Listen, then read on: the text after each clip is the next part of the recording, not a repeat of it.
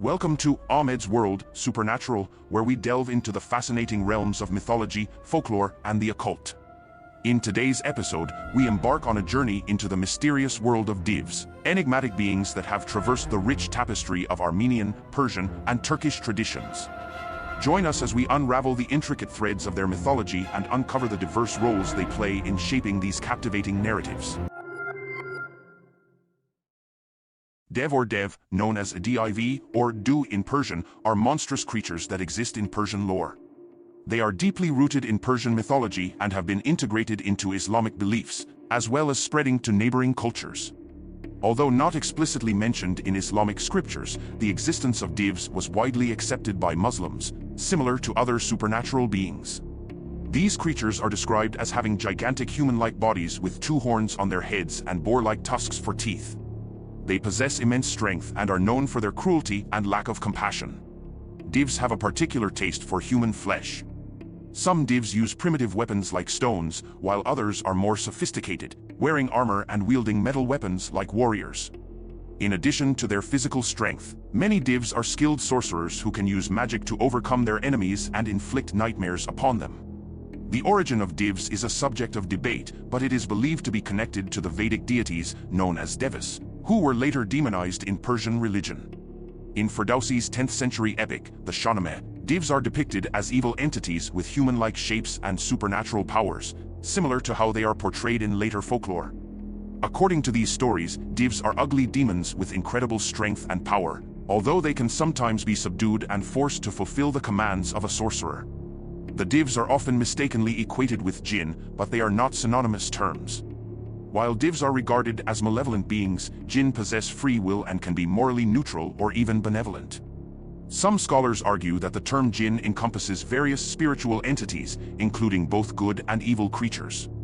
In early Persian translations of the Quran, the term jinn has been interpreted as daevas when referring to evil spirits. However, in certain works such as People of the Air, a clear distinction is made between daevas and jinn. Daevas are sometimes juxtaposed with terms like aferet, shaitan, devil, and taghat, idol, which are considered demons in Islamic belief, indicating a relationship between these beings that is separate from regular jinn. In Abu Ali Balami's account, daevas are used interchangeably with merid, a type of devil that attempts to breach the heavens and acquire knowledge from the angels. Similarly, the term merid is sometimes confused with ifrit in certain works, such as the standard Maknagtan edition of 1001 Nights. The daevas are believed to have originated from the Avestan devas, which were deities in pre-Zoroastrian Persian religion. Over time, these deities underwent a transformation and were demonized. By the time of the Islamic conquest, they had become part of Persian folklore and folktales, spreading throughout the Islamic world. During this dissemination, elements from foreign deities, particularly Hindu gods, as well as local folklore, were incorporated into the concept of daevas. In the oldest Zoroastrian text, the Gathas, daevas are not yet portrayed as evil creatures, although some interpretations suggest that they should be rejected. The first known opposition to the daevas is evident from Xerxes I, who ordered the destruction of a sanctuary dedicated to daevas and proclaimed that they should not be worshipped. The relationship between the daevas and Persian religion is still a subject of debate.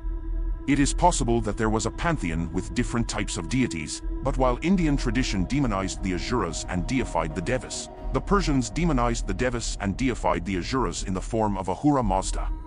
In Middle Persian texts, the daevas are already regarded as equivalent to demons. They are associated with Ahriman, the devil, and are said to be created by him along with sorcerers and all other things considered evil. Daevas are believed to roam the earth at night and bring ruin to people.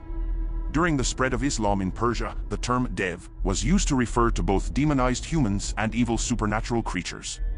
In the translations of Tabari's Tafsir, the term dev was used to designate evil jinn, devils, and Satan.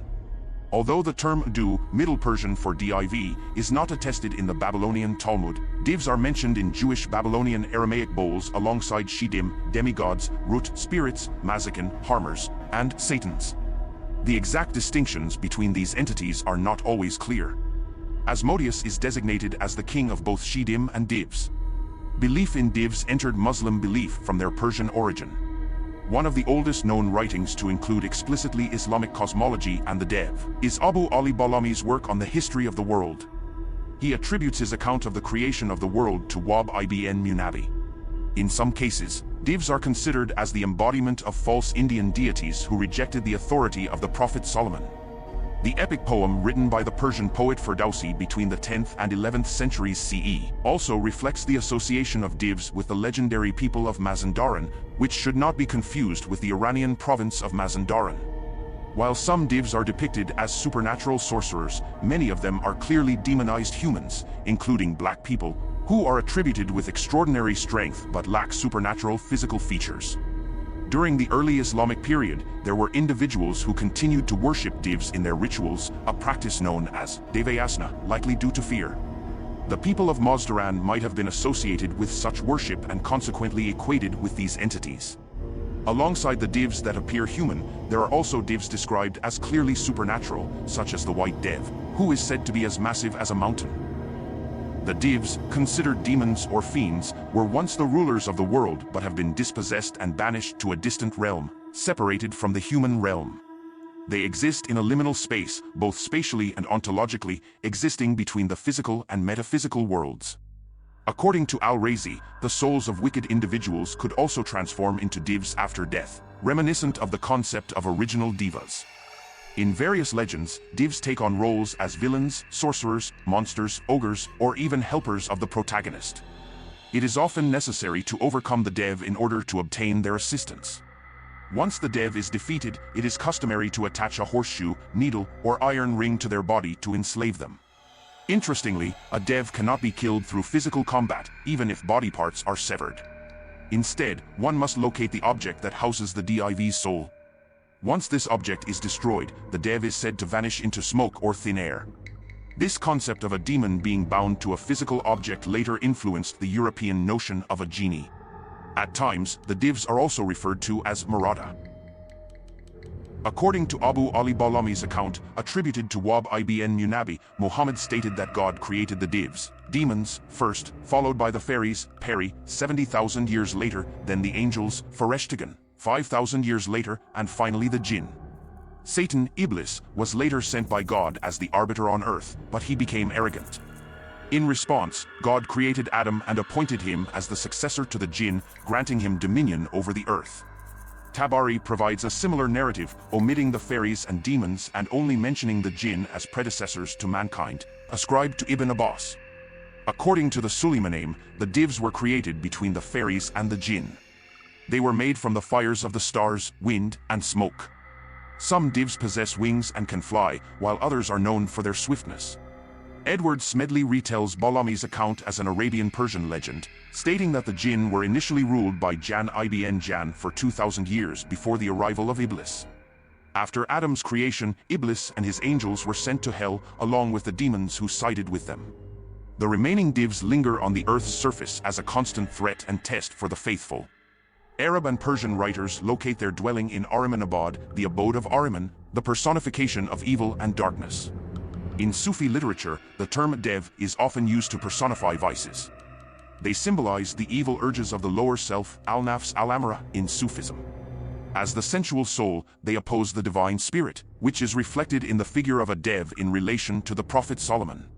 Sufi poet Attar of Nishapur writes about binding the div and embarking on a journey to the royal pavilion with Solomon, highlighting the struggle between the self's kingdom and the presence of the dev. In Rumi's Masnavi, demons serve as a symbol of pure evil. Their existence provides an explanation for the existence of evil itself. Rumi tells a story of an artist who can draw both beautiful houris and ugly demons. The artist's ability to depict evil in the most grotesque way possible showcases their skill. Similarly, when God creates evil, it does not contradict his power but rather demonstrates his omnipotence. Overall, these various accounts and interpretations present devs as beings with a significant role in religious and literary traditions, representing evil forces and serving as tests for individuals on their spiritual journeys. In Armenian mythology and folk tales, the dev is depicted as a semi-divine being with both kind and malicious roles. They are described as enormous beings with immense heads and eyes as large as earthen bowls. Some devs may have only one eye, and there are black and white variations of them. Havanes Tumanian's tale, Yedemikan Saghaik, features the white dev as the guardian of a flower in paradise. Another creature, called Jushkaperik or Vushkaperik, is a chimerical being that appears as a half-demonic, half-animal creature, often taking the form of an ass and dwelling in ruins. According to one medieval Armenian lexicon, the devs are explained as rebellious angels. In Persian folklore, the devs are described as inverted creatures who do the opposite of what they are told. They are active at night and become sleepy during the day. Darkness is believed to increase their power.